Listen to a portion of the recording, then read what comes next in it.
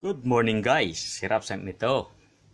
May gagawin tayong LED TV. Ay ito, model 3016 Pinsoneck.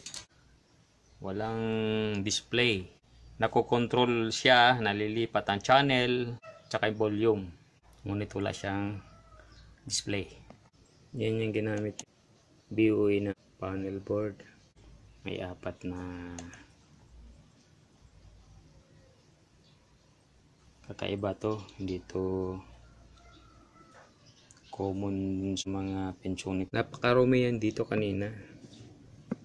Yan, nilinis ko na, inangat ko na nga siya. Ayan. Ang dami ng corrosion kanina. Ayun o. May natira pa nga. Ayan. Pero generally na linisan ko na ng konti. Lilinisan pa yan mamaya kapag tapos natin ma-check kung present na yung mga required voltages nya. Na-plug in na natin. Ayan, may ilaw na. Tapos pindutin natin yung remote. Ito tayo sa B-on. Ito, nakakuha tayo ng 24 volts. Nagbabari yan. Minsan 26 volt. Depende sa model niya. Dito sa BGH, tingnan natin. Yun, meron tayong 25. Tingin lang dito.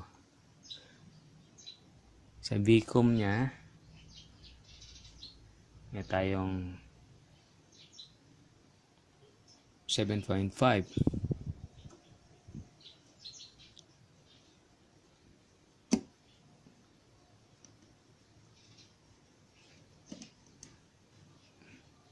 Ayan yung in natin na yan, 12 volts natin. Tingnan natin baka may picture na siya.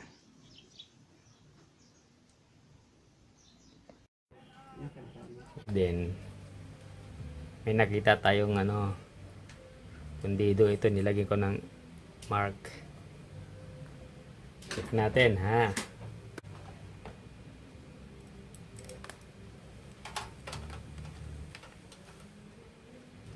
Yun wala yung mga katabi, yun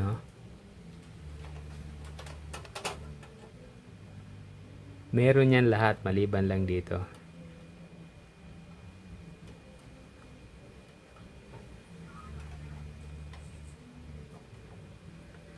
So the same procedure naman pag check R1 or X1, ano lang tong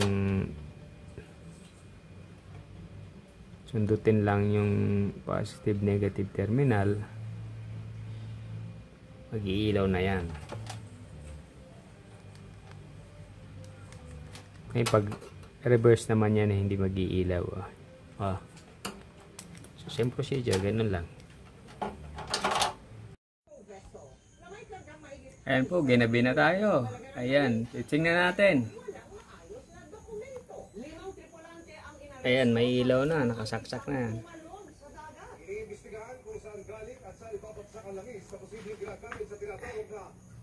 Ayan. Ayun! Yari na po.